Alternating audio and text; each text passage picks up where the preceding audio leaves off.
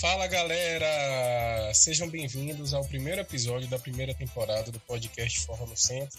Estou muito feliz, espero que vocês nos acompanhem até o último episódio da temporada. Este podcast tem o apoio financeiro do Programa Aldir Blanc Bahia, Centro de Culturas Populares Identitárias, Secretaria de Cultura, Governo do Estado da Bahia, Secretaria Especial da Cultura, Ministério do Turismo, Governo Federal. Nossa primeira temporada consiste de 12 episódios, teremos convidados ilustríssimos. E hoje a nossa primeira convidada para abrir com chave de ouro é a Ciranília Cardoso. Ela é graduada em História, mestra em Ciências Sociais pela UFRB e doutora em Cultura e Sociedade pela UFBA, forrozeira e pesquisadora do Forró Pé de Serra. Ciranília... Olá, Marcos, tudo bem?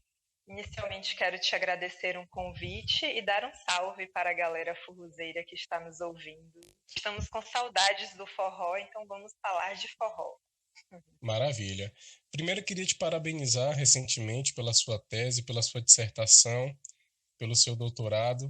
Parabéns por você escolher o Forró Pé de Serra como fonte de pesquisa. Isso enaltece a nossa cultura e engrandece nós músicos, os artistas, professores, dançarinos e toda a cadeia que fomenta e é sustentada pela nossa cultura maravilhosa. Muito obrigado, viu?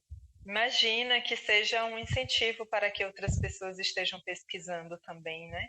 Nós temos uma lacuna em termos de pesquisa do período mais recente da produção do Forró Pé de Serra, e o Forró Pé de Serra continua, então vamos pesquisar para dar visibilidade, inclusive acadêmica também, reflexões e produzir conhecimento em torno dessa experiência que é tão maravilhosa e rica em nossa cultura.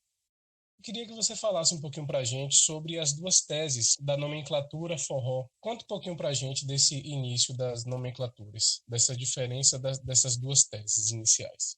É interessante levarmos em consideração que quando se trata de forró, quando se trata da expressão forró, estamos falando inicialmente de um lugar, inicialmente de festas. Existem dois argumentos quanto à expressão da nomenclatura forró. Um desses argumentos é de que o forró surge da expressão inglesa fall out, do período em que houveram as construções das ferrovias no Nordeste durante o século XIX, e os funcionários, sobretudo ingleses, faziam alguns bailes e colocavam uma placa na frente do evento escrito fall out, e que desse fall out, que significa para todos, passaram a chamar de forró. No entanto, tem um outro argumento que ele é mais plausível, inclusive tem mais evidências científicas de que o forró ele é, na verdade, uma abreviação da expressão forró-bodó, que é uma palavra de origem africana, especificamente banto, e forró-bodó era sinônimo de festa, de baile, de arrastapé, e como essas festas eram frequentadas por pessoas de classes menos favorecidas, sofriam preconceito de que era uma festa frequentada por pessoas sem bons modos, sem boas educações, era sinônimo de bagunça, mas tenho certeza que não passava de um preconceito, porque a gente sabe, né, Marcos, no nosso forró é só coisa boa. Com certeza. Nem fale. Eu sou suspeito para falar. Aliás, nós somos suspeitos para falar, né? O forró, ele perpassa por esse conceito de festa, né, de evento, e quando é que ele entra na questão fonográfica, na questão musical, né? Conta um pouquinho pra gente como é essa transição. Então, Luiz Gonzaga, que é um dos nossos ícones do forró, ele passou a fazer sucesso na década de 40, e passou a fazer sucesso em todo o Brasil, sobretudo a partir do baião. Ele reconfigurou o baião da forma como nós conhecemos, né, a partir de suas memórias de infância, do que ouvia nas festas que frequentava junto com seu pai, que tocava acordeon. Então, o forró, os ritmos, eles passaram a se tornar ainda mais populares no Brasil. Mas cada ritmo do forró, o chachado, o arrastapé, o xote, o baião, entre outros, né? Porque vem o rojão e vem o coco e diversos outros ritmos, eles estavam atrelados às manifestações da cultura popular no Nordeste.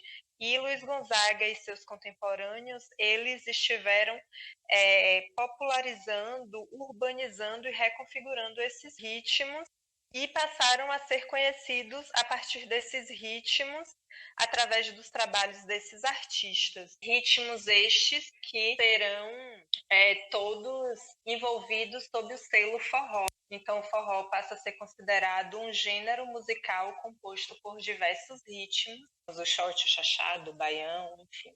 Então, o forró, a partir da década de 90, passa por uma mudança, né? Ele volta a ter ascensão, né? Tem um declínio, e depois ele volta a ter ascensão a partir dos movimentos do Sudeste, né? Nosso movimento lá do Festival de Itaúnas maravilhoso, que eu tive a honra de participar em 2018. Inclusive, já encontrei lá fazendo a sua pesquisa, você lembra?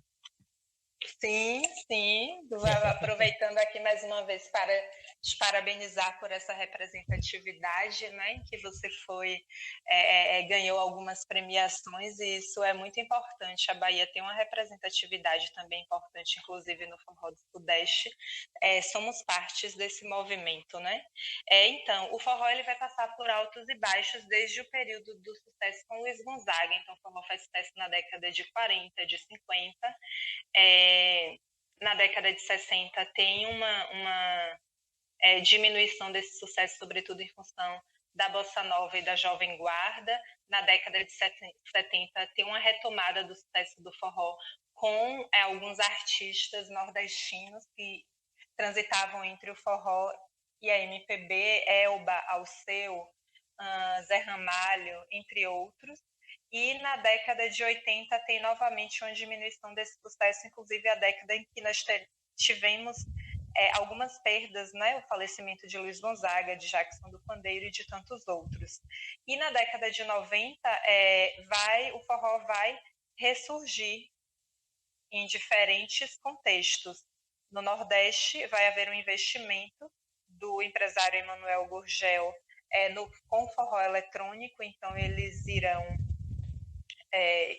investiram em bandas de forró, propondo um forró modernizado, progressista, um forró atual com instrumentos elétricos, guitarra, baixo, bateria, entre outros. Foi a época que surgiu o Mastruz com Leite, né? Mastruz, Magníficos, foi mais ou menos nessa época do forró eletrônico?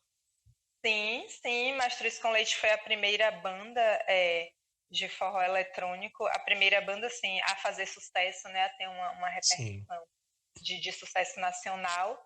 E enquanto no Sudeste vai surgir o movimento do Forró Pé de Serra em Itaúnas, com a criação do Bar Forró.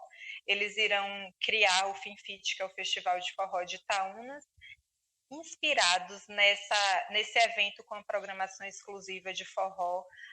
Alguns jovens irão criar particulinos, que eram festas em que eles se reuniam para escutar os vinis antigos, e também alguns forrozeiros que frequentavam Itaúnas, apaixonados por forró, eles levaram forró para os seus locais de residência, né, São Paulo, Minas Gerais, e levaram também como forró universitário, no sentido de que eram universitários que, com saudades do forró de Itaúnas, faziam forró em suas cidades, porém o forró universitário inserindo alguns instrumentos elétricos, mas mantendo os instrumentos considerados tradicionais, que são triângulos, a bomba e sanfona. Então, o movimento de forró universitário seria essa mistura do forró tradicional com algumas influências, né, mais modernas, digamos assim.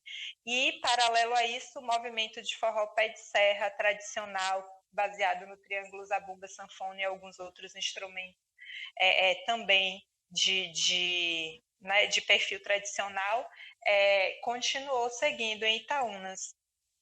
E na região sudeste. E com o sucesso da banda Fala Mansa, Arrastapé, entre outras do forró universitário, contribuiu para o fortalecimento do público forrozeiro, inclusive do público do forró pé de serra também. Então, nós temos diferentes dinâmicas. No Nordeste, o forró eletrônico passa a ser um sucesso, tornando-se o forró pé de serra também presente, porém em períodos mais sazonais, ligados às festas juninas. E, enquanto no Sudeste, o forró ele vai se tornar, de certa forma, desvinculado do período junino, e os forrozeiros fazem forró, vivem forró, dançam forró o ano inteiro.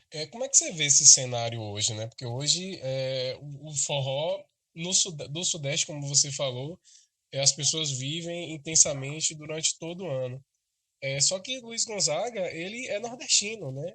Então, sempre se predominou o forró pé de serra no Nordeste. Hoje, com as chegadas dos novos ritmos, né? A pisadinha que está estourada, o piseiro, o próprio sertanejo universitário, a rocha, né? Como é que você vê essa modernização, digamos assim, essa desvinculação dos ritmos, mas só que ainda, né, associam ao forró, até porque são batidas descaracterizadas do nosso forró original, do nosso forró autêntico, né? Como é que você vê essa mudança atual?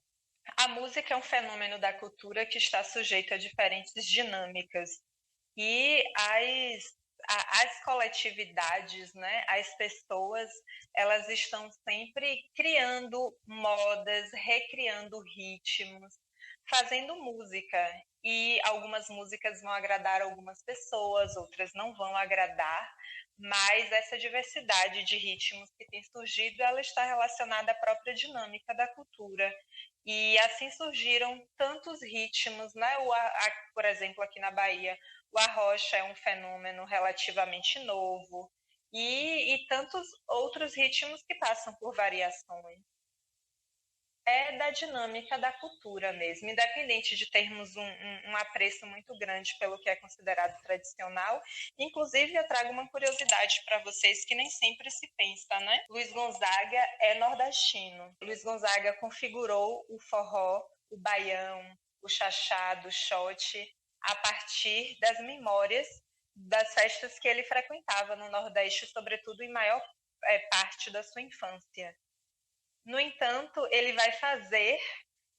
a maioria dessas composições, elas serão elaboradas na região sudeste, e o sucesso do forró, ele parte do sudeste, inclusive para o nordeste, no sentido de que a indústria fonográfica e ficava centralizada no sudeste, são dessas rádios, no caso da Rádio Nacional e de tantas outras, a partir dessas rádios que essa música chega no nordeste, e várias pessoas vão se identificar com elas, tanto os imigrantes nordestinos que estavam nas regiões em desenvolvimento, que migraram para as regiões do Brasil em desenvolvimento, como os nordestinos que também se identificavam com as poéticas, as músicas, as letras falando das nossas belezas naturais, falando do sertão nordestino de um modo geral, da cultura da saudade, do mandacaru e da nossa natureza. O forró, ele tem poéticas nordestinas, o forró é nordestino, mas o sucesso do forró, ele parte de fato do Sudeste. E é interessante também que mesmo os artistas nordestinos migrando para o Sudeste e fazendo sucesso a partir do Sudeste, o forró sempre será uma música nordestina, porque as poéticas, né, a riqueza rítmica, ela tem uma origem nordestina, então vamos sempre honrar essa origem, independente de ter forró pé de serra no Sudeste. Inclusive, o público do forró pé de serra no Sudeste também tece infinitas homenagens, né, à cultura nordestina, não apenas Com no certeza. ritmo, na letra da música, mas quando você vai à maioria dos eventos, você vê uma decoração nordestina no palco, na casa de evento, no figurino dos músicos. Então, a cultura nordestina é a todo momento exaltada e homenageada. Até porque é compreensível, né, essa migração dos artistas nordestinos para as grandes metrópoles, né, do Sudeste, até porque as grandes gravadoras se concentravam no Rio de Janeiro e em São Paulo, né, principalmente no Rio de Janeiro.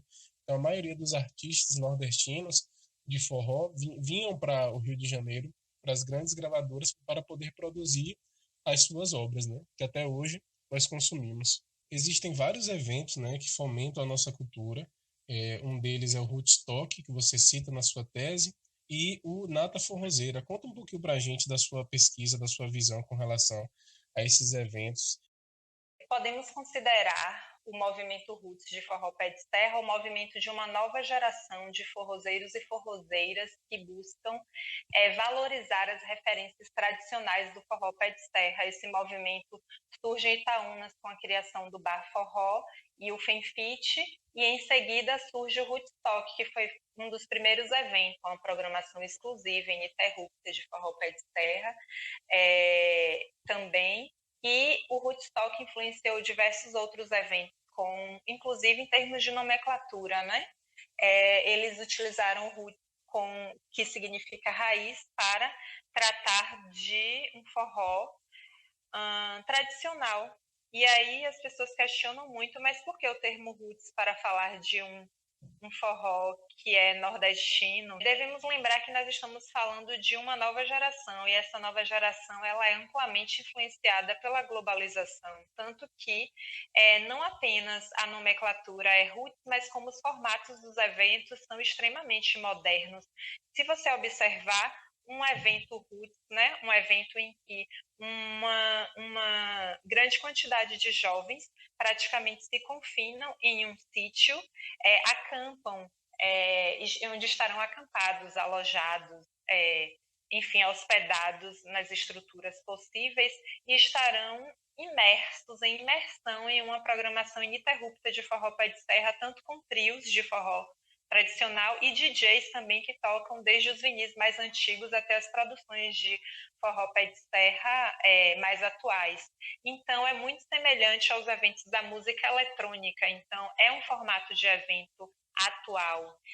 Eu costumo dizer que o movimento roots de forró pé de serra é a moderna raiz do forró tradicional. É o forró tradicional vivido pela nova geração, então não vai se reproduzir necessariamente o que era na década de 40. Né? Nós Com estamos certeza. trazendo as configurações do nosso tempo, as configurações da atualidade, para experienciar uma música que gostamos tanto.